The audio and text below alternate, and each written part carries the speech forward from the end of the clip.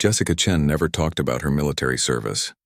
To her co-workers at the small-town police department in Millbrook, Texas, she was just another patrol officer who kept to herself and did her job without complaint. At 32 years old, she had been working there for 3 years, and most people assumed she had always been a cop. They had no idea that before joining their quiet department, she had spent 8 years as a Navy SEAL. Jessica preferred it that way. The transition from elite military operations to small-town policing had been intentional. After multiple deployments in Afghanistan and Iraq, she wanted a peaceful life where the biggest problems were traffic violations and occasional domestic disputes. Millbrook seemed perfect for that kind of quiet existence. The town itself was typical of rural Texas, population 8,000, one main street lined with local businesses, and everybody knowing everybody else's business. The police department had only 12 officers, and crime was usually limited to petty theft and drunk driving. It was exactly the kind of place where someone could disappear from their past and start fresh. Jessica's colleagues knew she was physically fit and had good tactical skills, but they attributed this to police academy training and natural ability. She never corrected their assumptions. When they asked about her background, she would simply say she had served in the Navy and wanted to try law enforcement. The details of her service remained her secret. On the morning of October 15th, Jessica was finishing her patrol shift when the call came in. A silent alarm had been triggered at Mitchell's Sporting Goods, the local gun store that also served as the town's main firearms dealer. The store was located on the outskirts of town, in a standalone building surrounded by empty fields. It was 6:30 a.m., well before the store's opening time. Jessica was the closest unit to the location, so she responded immediately. As she drove toward the store, she radioed for backup, but was told that other officers were handling a multi-car accident on the other side of town. She would need to assess the situation alone and wait for assistance if necessary. The sporting goods store was a fortress-like building with reinforced walls and security systems, designed to protect the valuable firearms inside. The owner, Bill Mitchell, had invested heavily in security after a series of gun store burglaries across the state. The building had motion sensors, cameras, and an armory in the back, where the most expensive weapons were stored. When Jessica arrived, everything looked normal from the outside. There were no broken windows, no obvious signs of forced entry, and no vehicles in the parking lot except Bill's truck, which was parked in its usual spot. She approached the building carefully, following standard procedure for responding to a silent alarm. As she walked around the perimeter, Jessica noticed that the back door was slightly ajar. This was unusual because Bill was known for being extremely careful about security. She called out to announce her presence but received no response. Something felt wrong, and her military training kicked in automatically. Jessica entered the building through the front door, which was unlocked. The main showroom looked undisturbed, with rifles and handguns displayed normally in their cases. But there were voices coming from the back of the store near the armory. She moved quietly toward the sound, using the display cases for cover. What she saw made her blood run cold. 3 armed men were standing over Bill Mitchell, who was lying on the floor with his hands zip-tied behind his back. One of the men was pointing a gun at Bill's head, while another was trying to force open the armory door. The third man was acting as a lookout, positioned where he could see both the front and back entrances. Jessica realized immediately that this wasn't a simple burglary. The men were professionals, dressed in dark clothing and moving with military precision. They had somehow disabled the store's alarm system and gained entry without triggering any obvious alerts. This was a sophisticated operation, targeting the store's most valuable inventory. The armory contained over 50 high-end weapons, including several military-style rifles and thousands of rounds of ammunition.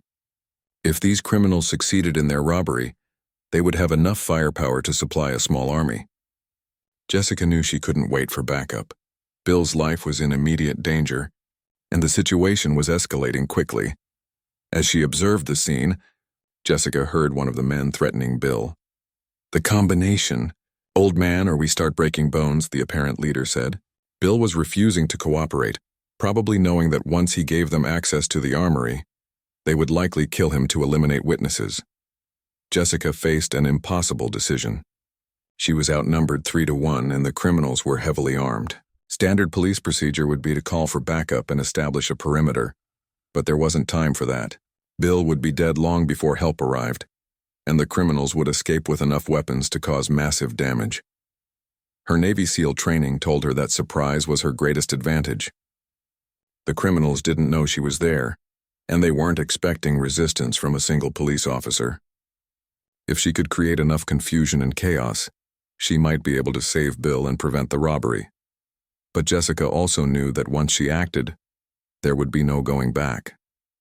Her quiet life in Millbrook would be over, and questions would be asked about her background and abilities. The peaceful existence she had built would crumble the moment she revealed what she was truly capable of. As she watched the situation deteriorating, Jessica made her choice. She would do whatever was necessary to save Bill Mitchell's life, regardless of the consequences for her own future. Jessica moved through the store like a ghost, using skills she hadn't needed in 3 years. Every step was calculated, every movement designed to avoid detection. The Navy SEAL training that she had tried so hard to leave behind was now the only thing standing between Bill Mitchell and certain death. The 3 criminals were focused entirely on breaking into the armory, which gave Jessica the advantage she needed. The leader, a tall man with a beard, continued threatening Bill while the second man worked on the armory's electronic lock system. The third man, acting as lookout, was positioned near the back door but wasn't paying attention to the interior of the store. Jessica knew she had to act fast and decisively. In SEAL operations, hesitation meant death, and this situation was no different. She identified her targets and planned her approach, mentally rehearsing each move before executing it. The element of surprise would only last for a few seconds, so every action had to count. She reached into her duty belt and felt for her taser, but immediately realized it wouldn't be enough. These men were professionals, likely wearing body armor and carrying multiple weapons. A taser might incapacitate one of them temporarily, but the others would react quickly and violently. She needed a more decisive approach. Jessica spotted a display case containing hunting knives near her position. Moving silently, she used her baton to break the glass, grabbing a military-style combat knife. The sound of breaking glass echoed through the store, immediately alerting the criminals to her presence. "What the hell was that?" the lookout shouted, spinning around toward Jessica's position. But she was already moving, closing the distance between them faster than he could react. Years of combat training had taught her that speed and aggression were the keys to surviving close-quarters combat. The lookout tried to raise his weapon, but Jessica was on him before he could aim. She struck him in the throat with the knife handle, crushing his windpipe and preventing him from calling out to his partners. As he collapsed, gasping for air, she relieved him of his assault rifle and pistol. The sound of the struggle alerted the other 2 men, who immediately abandoned their efforts with the armory and turned their attention to this unexpected threat. "Police!" the leader shouted. "Drop your weapons and get on the ground." But instead of complying, they opened fire. Jessica dove behind a display case as bullets shattered glass and splintered wood around her. The criminals' automatic weapons were devastating in the confined space of the store, turning merchandise displays into deadly projectiles. But their wild firing also revealed their positions and gave Jessica valuable information about their weapons and tactics. "It's just one cop," the second man yelled. "We can take her." This was exactly the kind of mistake that Jessica had seen enemy fighters make countless times in Afghanistan. They were underestimating their opponent based on appearance and assumptions, a fatal error in combat situations. Jessica used the store's layout to her advantage, moving from cover to cover while the criminals tried to pin her down. She counted their shots, listened to their communication, and analyzed their movement patterns. These men were skilled, but they weren't special operations trained. They had military experience, probably Army or Marines, but they lacked the elite training that Jessica possessed. The leader tried to flank her position, moving along the left side of the store while his partner provided covering fire. But Jessica anticipated this tactic and was ready for it. As he rounded the corner of a display case, she was waiting for him with the captured assault rifle. The engagement was brief and decisive. Jessica's superior training and positioning gave her an overwhelming advantage at close range. The leader went down immediately, his weapon clattering across the floor. The sound of gunfire stopped abruptly, leaving only the ringing echo in the confined space. The remaining criminal, now alone and outnumbered, made a desperate decision. Instead of surrendering, he grabbed Bill Mitchell and dragged him toward the armory, using the store owner as a human shield. "Back off," he screamed at Jessica. "I'll kill him." This was the worst possible scenario. Jessica could easily eliminate the remaining threat, but not without risking Bill's life. The criminal was positioned behind the store owner, making a clean shot impossible. Any mistake could result in Bill's death, which would make Jessica's entire intervention meaningless. "Let him go," Jessica called out, her voice calm and controlled despite the chaos around them. "You're outnumbered and outgunned.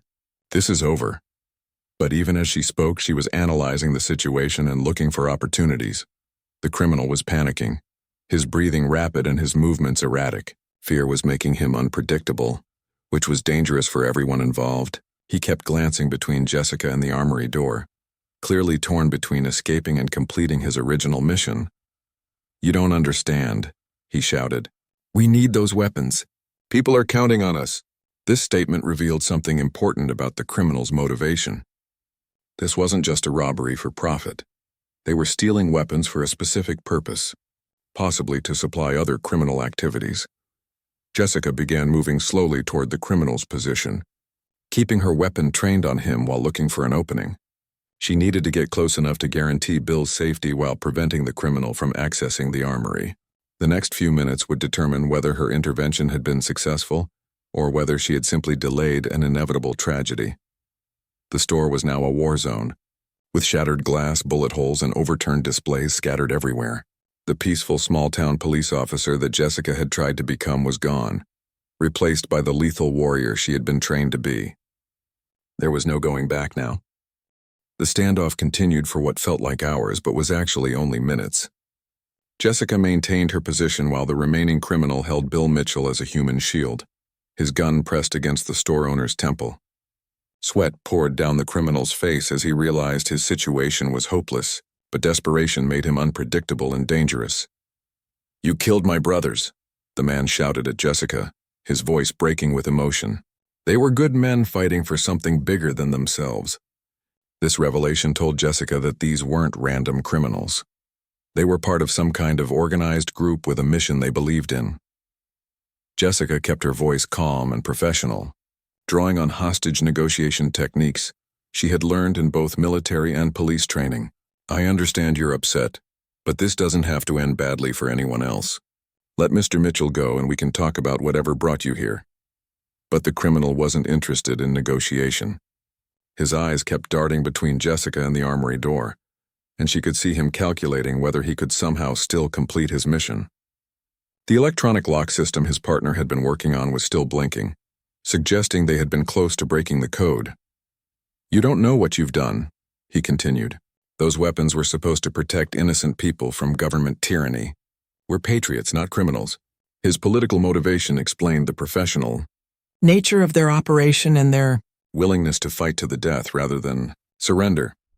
Jessica had encountered similar groups during her military service, anti-government militias that genuinely believed they were fighting for freedom and constitutional rights. They were often well-trained, heavily armed, and completely committed to their cause. This made them extremely dangerous even when outnumbered. The criminal made a sudden move toward the armory, dragging Bill with him. Jessica reacted instantly, but couldn't risk a shot with the hostage in the line of fire. The man managed to reach the electronic lock system and began entering codes with his free hand while keeping his gun on Bill. "The override code is 4-7829, Bill suddenly said, his voice barely above a whisper. Jessica was shocked. Why would the store owner give up the combination that would allow these criminals to access dozens of high-powered weapons? But as the criminal entered the code and the armory door began to open, Jessica understood Bill's strategy. The older man had noticed something that the criminal had missed in his desperation. The armory had a secondary security system. Once the door opened, the person entering had 30 seconds to input a second code, or the entire room would be sealed with reinforced steel barriers. The criminal rushed into the armory, pulling Bill with him, but immediately realized he had been trapped. The heavy steel barriers began descending from the ceiling, designed to contain any unauthorized access until police arrived. In his panic to access the weapons, he had walked directly into a sophisticated security trap. "No," the criminal screamed, firing his weapon at the descending barriers. But the hardened steel was designed to stop high-powered rifle rounds, and his pistol bullets barely scratched the surface. Within seconds, both he and Bill were sealed inside the armory with no way out. Jessica approached the armory cautiously, keeping her weapon ready in case the criminal found some way to escape.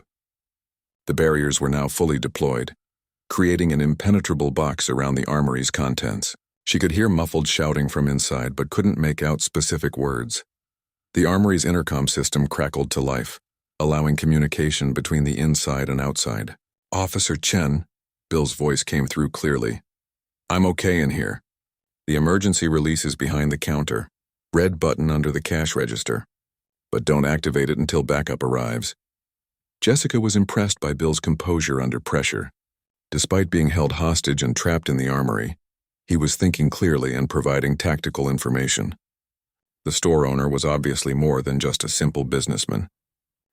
His security systems and crisis management suggested military or law enforcement background. The criminal's voice also came through the intercom, filled with rage and desperation. "You think this is over? There are dozens of us out there, and we know where you live. We know about your family, your friends, everyone you care about." His threats revealed that this robbery was part of a larger operation involving multiple cells of militants.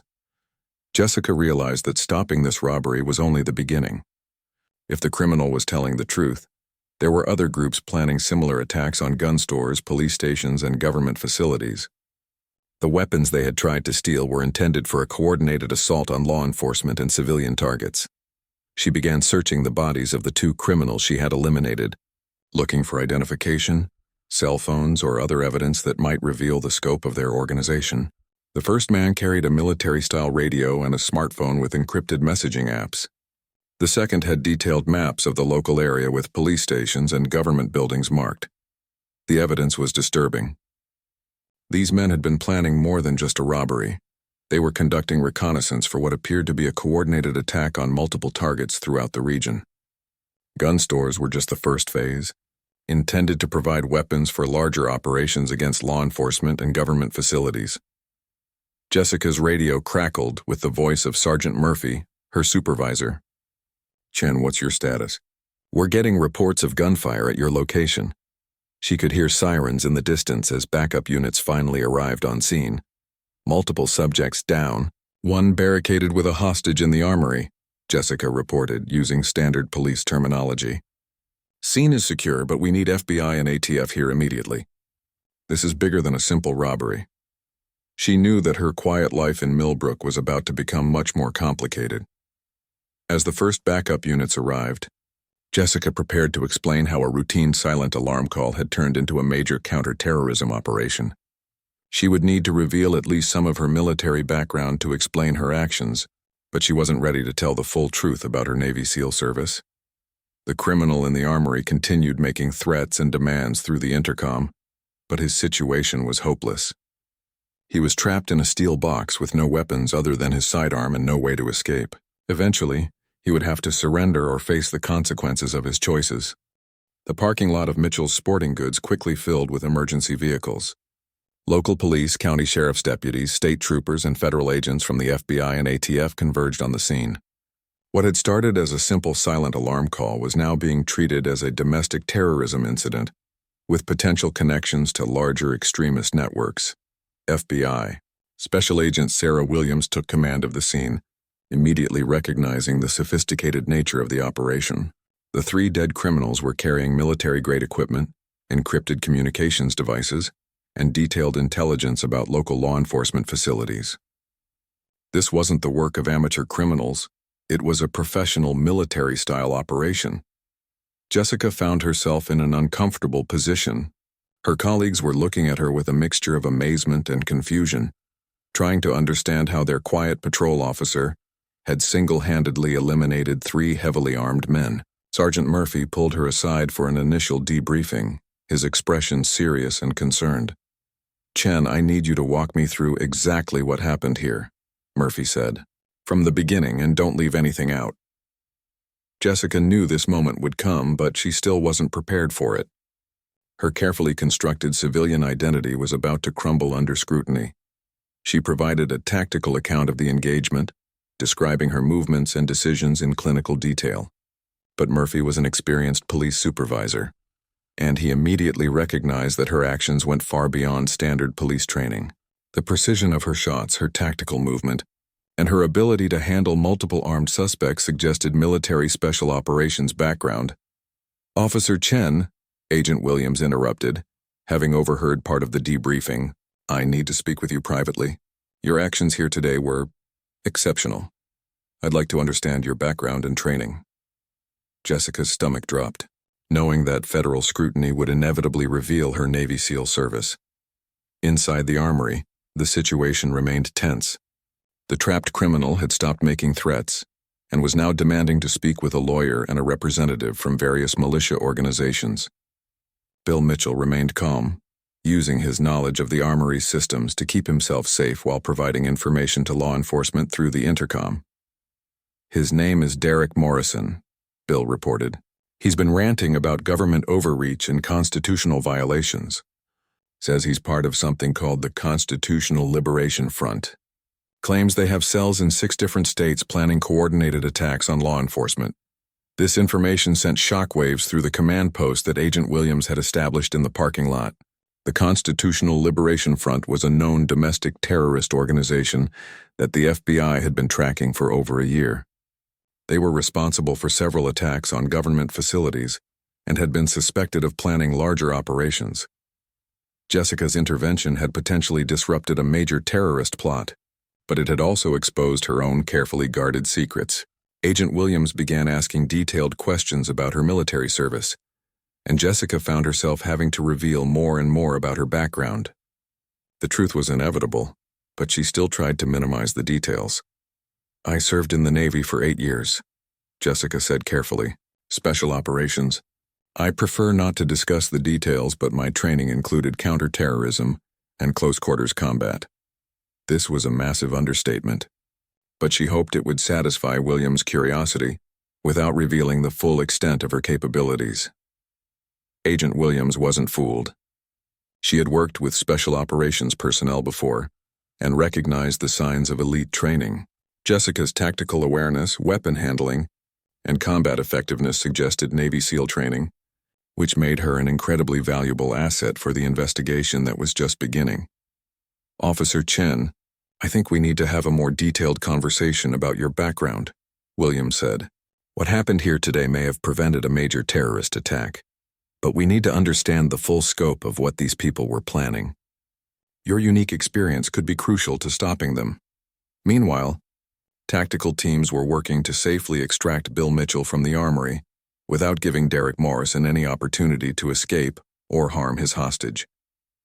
The armory's security system was sophisticated, but it was designed to keep people out, not to safely remove people who were trapped inside. Engineers from the security company arrived to assess the situation and develop an extraction plan. The armory could be opened remotely, but only after a 12-hour delay designed to prevent forced access. Morrison's desperation was growing as he realized that his situation was hopeless and his mission had failed completely. The search of the criminal's vehicle revealed the true scope of their operation. Maps, photographs, and detailed surveillance reports on police stations, government buildings, and gun stores throughout Texas and neighboring states. They had been planning a coordinated campaign of attacks designed to acquire weapons and destabilize law enforcement capabilities. Most disturbing was the discovery of a detailed timeline showing that the sporting goods robbery was scheduled to occur simultaneously with attacks on 2 other gun stores in different counties. Morrison's radio equipment was still receiving encrypted communications from other cells, suggesting that the broader operation was still in progress. Agent Williams made the decision to bring Jessica into the federal investigation as a consultant. Her military experience and intimate knowledge of the crime scene made her invaluable for understanding the terrorists' tactics and capabilities. But this also meant that her Navy SEAL background would become part of the official record. "I understand you value your privacy," Williams told Jessica privately, "but what you did here today was extraordinary, and we need your expertise to stop these people. The Constitutional Liberation Front has been planning something big, and your intervention may have given us the intelligence breakthrough we needed." Jessica knew that accepting Williams's offer would end her quiet life in Millbrook forever. Federal consultation work would bring attention, scrutiny, and eventually recognition that she had been trying to avoid. But she also understood that her unique skills might be the key to preventing terrorist attacks that could kill dozens of innocent people. The decision was made more complicated by her growing realization that Morrison and his associates had specifically chosen Millbrook because they believed it would be an easy target. They had underestimated both the town's defenses and the people who lived there. Jessica's presence had been an unexpected variable that had completely disrupted their plans. As the afternoon wore on, more evidence emerged about the Constitutional Liberation Front's plans. Intercepted communications revealed that they had been planning to use stolen weapons for attacks on federal buildings, police stations, and civilian targets. The Millbrook robbery was supposed to provide the firearms for these operations. Jessica's split-second decision to engage the terrorists instead of waiting for backup had potentially saved hundreds of lives. But it had also revealed capabilities that she had spent 3 years trying to hide. The peaceful existence she had built was about to be replaced by something much more dangerous and demanding. 12 hours after the armory was sealed, the automated systems finally allowed emergency access. Tactical teams moved in with precision, finding Derek Morrison exhausted and defeated, his defiance replaced by resignation. Bill Mitchell emerged unharmed, having spent the night calmly, providing information to negotiators while Morrison alternated between rage and despair. Morrison's capture provided a treasure trove of intelligence about the Constitutional Liberation Front under interrogation. He revealed the locations of training camps, safe houses, and weapons caches across 3 states. The information led to simultaneous raids that dismantled one of the most dangerous domestic terrorist networks in recent American history. Jessica's role in stopping the attack had made national news, though the media reports deliberately downplayed her military background to protect her identity. She was described simply as an experienced police officer with military training who had heroically stopped a terrorist robbery. The full truth about her Navy SEAL service remained classified. Agent Williams offered Jessica a position with the FBI's Counterterrorism Division, recognizing that her unique combination of elite military training and law enforcement experience made her ideal for investigating domestic extremist groups. The offer came with significant benefits: better pay, federal protection, and the opportunity to make a real difference in national security. But accepting the position would mean leaving Millbrook and the quiet life she had built there. Jessica struggled with the decision, knowing that her colleagues in the community had come to depend on her. The small-town police department had become her sanctuary, and abandoning it felt like betraying the people who had accepted her without questions. Her decision was complicated by the discovery that the Constitutional Liberation Front had specifically targeted Millbrook because they believed it would be defenseless. Intelligence gathered from Morrison revealed that they had researched the town's police department and concluded that 12 officers with standard training would be unable to stop a professional military-style operation. Terrorists had been wrong about Millbrook's defenses, but their assessment of the local police capabilities was largely accurate. Without Jessica's intervention, they would have easily overcome the town's security forces and escaped with enough weapons to supply dozens of future attacks. Her presence had been the only thing standing between success and failure for their operation. Jessica's colleagues at the police department gradually learned more about her military background as FBI investigators briefed them on the full scope of what had been prevented. Sergeant Murphy was particularly shocked to discover that the quiet officer he had supervised for 3 years was actually one of the most elite warriors in the American military. "You could have told us, Murphy said during a private conversation. "We would have understood why you wanted a quiet life after everything you've been through." But Jessica explained that the secrecy had been necessary for her own mental health and transition to civilian life. The investigation revealed that Morrison's team had been watching Jessica for weeks before the robbery, trying to understand the police department's capabilities and response times.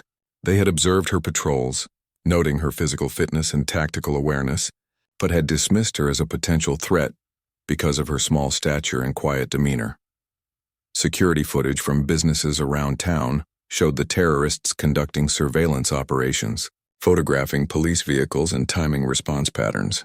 They had been thorough in their planning, but had made the fatal mistake of underestimating their opposition based on appearances and assumptions. Bill, Mitchell's sporting goods store, had been chosen as a target because of its extensive inventory of military-style weapons and its location outside the town's main business district. The terrorists believed they could break in, steal weapons, and escape before police could respond effectively. They hadn't anticipated encountering a former Navy SEAL during their operation. The media attention surrounding the incident brought unwanted scrutiny to Jessica's private life.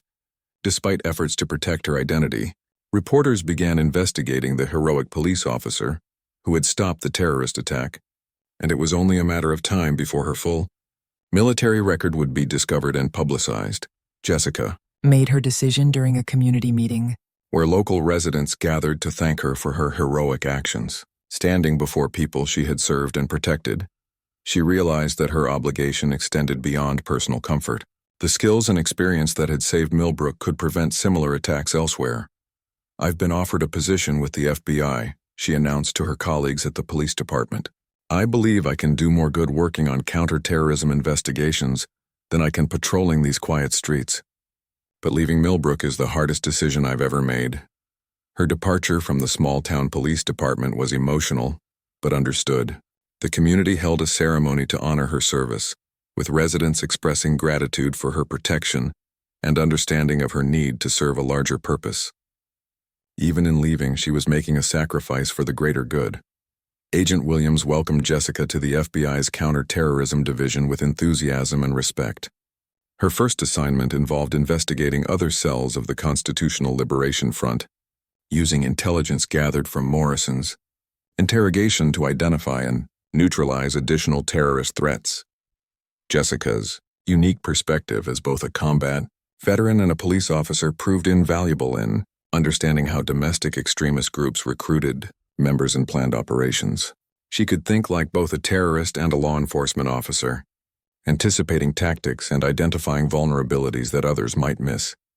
The Constitutional Liberation Front investigation led to over 40 arrests across 6 states, dismantling a network that had been planning attacks on federal buildings, police stations, and civilian targets. Intelligence analysts estimated that Jessica's intervention in Millbrook had prevented terrorist attacks that could have killed hundreds of people. Morrison was eventually sentenced to life in prison without parole for terrorism, murder conspiracy, and weapons trafficking charges.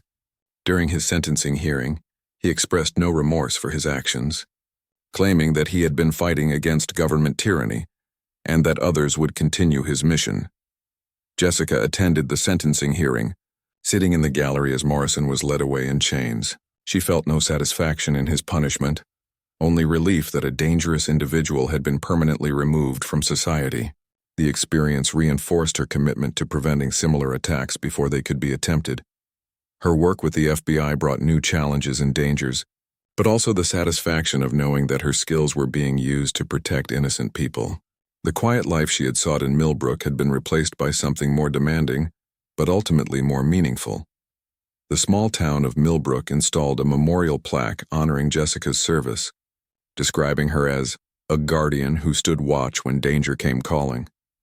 The inscription captured the gratitude of a community that had been saved by someone they had never truly known. 5 years after the incident at Mitchell's Sporting Goods, Jessica Chen had become one of the FBI's most respected counterterrorism experts. Her unique background as both a Navy SEAL and a small-town police officer gave her insights that proved invaluable in understanding and preventing domestic extremist attacks. The quiet officer who had once patrolled the peaceful streets of Millbrook was now at the forefront of America's fight against homegrown terrorism. Jessica's reputation within federal law enforcement circles was legendary, though she remained largely unknown to the general public. Her ability to think like both a warrior and a protector, combined with her deep understanding of military tactics and police procedures, made her the go-to consultant for complex domestic terrorism cases across the country. The Constitutional Liberation Front case had been just the beginning. Jessica's work had led to the disruption of dozens of extremist plots, from planned attacks on government buildings to assassination attempts against federal officials. Each success reinforced her decision to leave the quiet life she had built in Millbrook for the demanding but crucial work of counterterrorism. Her methodology was unique among federal agents. Where others relied primarily on intelligence gathering and surveillance, Jessica combined these traditional approaches with tactical analysis based on her military experience. She could anticipate how trained fighters would plan and execute attacks, often identifying vulnerabilities in targets that other investigators missed. The Millbrook incident had become a case study taught at the FBI Academy, though Jessica's identity remained classified in training materials. New agents learned how a single well-trained individual could disrupt sophisticated terrorist operations, and how community policing experience could provide crucial insights into local vulnerabilities and threats. Bill Mitchell had become an unlikely friend and ally in Jessica's new career. His sporting goods store had been rebuilt with even more sophisticated security systems, and he often consulted with federal agencies on protecting similar businesses from terrorist attacks. The traumatic experience had transformed him from a simple store owner into an expert on security and threat assessment. Morrison's imprisonment had not ended the Constitutional Liberation Front, but it had severely damaged their operational capabilities. Follow-up investigations revealed that the organization had been planning a coordinated campaign of attacks across multiple states, with the Millbrook robbery serving as the opening move in a broader strategy to destabilize law, enforcement, and government authority. Jessica's intervention had not only prevented the immediate attack but had also disrupted the entire timeline of the terrorist campaign. Intelligence gathered from Morrison's arrest led to the identification and neutralization of cells that were months away from executing their own attacks.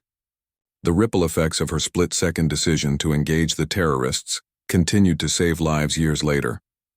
Her work often brought her back to small towns similar to Millbrook, where she helped local law enforcement agencies prepare for potential terrorist threats.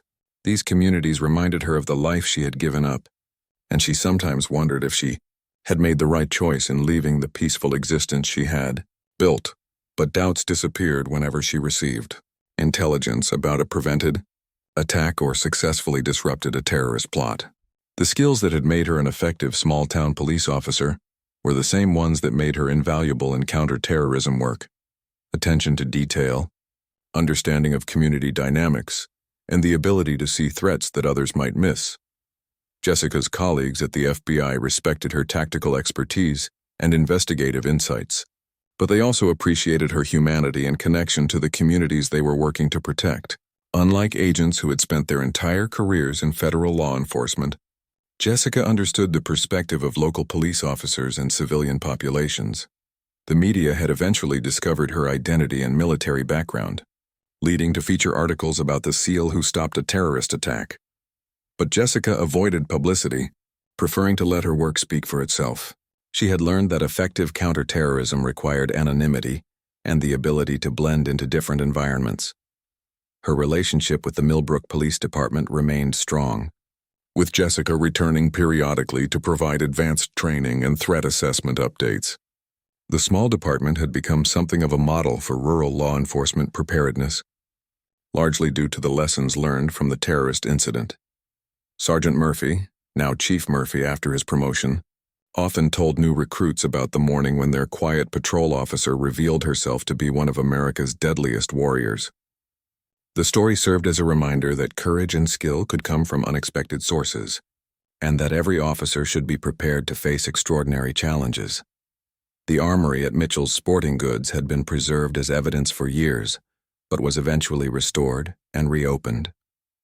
Bill had installed a small memorial plaque commemorating the day when terrorism came to Millbrook, and was defeated by someone who had chosen to protect rather than destroy. Visitors to the store often asked about the bullet holes that were deliberately left visible as a reminder. Jessica's transition from small-town officer to federal agent had not been without personal costs.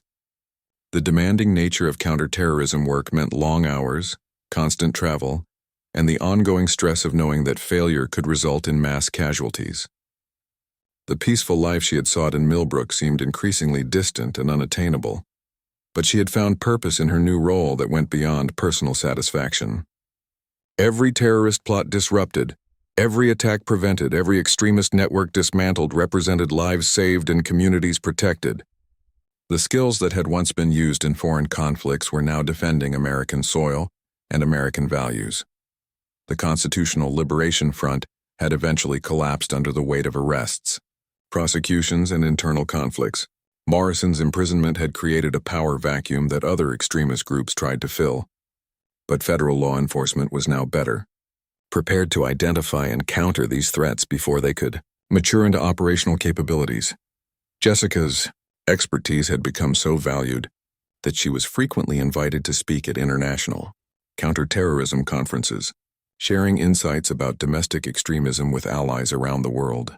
Her perspective as someone who had personally engaged terrorists in combat while protecting civilian communities provided unique insights into the challenges of homeland security. The small town of Millbrook had changed as well, becoming something of a pilgrimage site for law enforcement officers who wanted to see where one of their own had made such a dramatic stand against terrorism. The community embraced this attention, using it to support local businesses and maintain their connection to the broader law enforcement community. Years later, when Jessica looked back on the morning that changed her life, she felt no regret about the choices she had made. The quiet existence she had sought in Millbrook had been an illusion. Peace could only be maintained through vigilance and the willingness to fight when necessary. Her Navy SEAL training had prepared her for war, but her experience as a small-town police officer had taught her what was worth fighting for. The incident had also demonstrated the importance of having skilled protectors in unexpected places. Terrorism succeeded when it caught communities unprepared and defenseless. Jessica's presence in Millbrook had been accidental, but it highlighted how retired military personnel could serve as quiet guardians in civilian communities.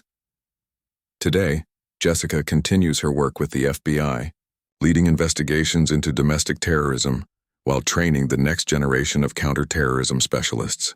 Her story serves as inspiration for others who have served in combat and are looking for ways to continue protecting their country and civilian life.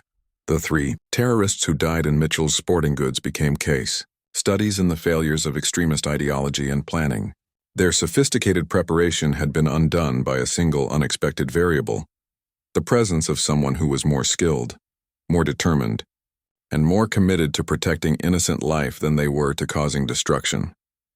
Jessica Chen had successfully hidden her true identity for 3 years, but when the moment came to choose between anonymity and duty, she made the only choice that her training and character would allow. The former Navy SEAL who had wanted nothing more than a quiet life had become exactly what her community needed when danger arrived at their door.